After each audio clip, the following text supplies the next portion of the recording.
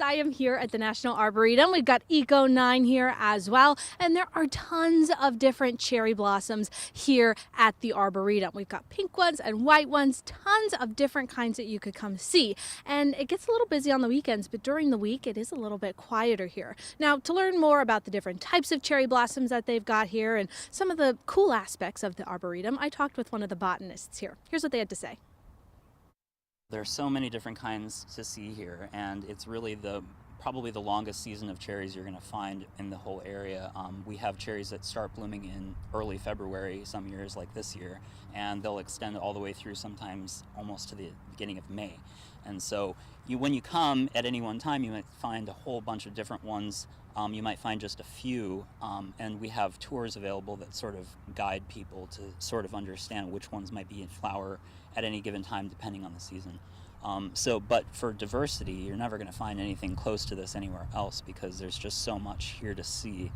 We have probably more than 60 named cultivars alone, and pretty much all of the species that we're able to get a hold of we try to grow here. So it's a lot. It's wonderful. We've got a lot of different cherry blossoms. So what's kind of blooming right now, and what blooms also at peak bloom at the tidal basin?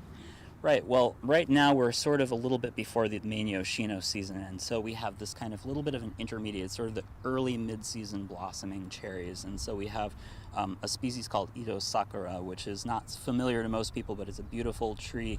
Comes in both weeping and upright forms, and it's native to Japan, as the name means thread cherry, which is actually because of the elegant weeping branches of the weeping form.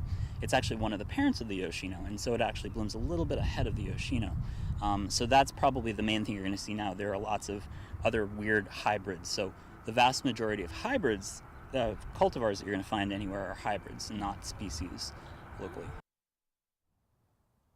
And like Stefan said, you can come out here at tons of different times. So maybe you've got friends and family who want to come see the cherry blossoms and they can't quite make it during peak bloom. Well, the National Arboretum is a great place to go if you can't quite make it to the tidal basin.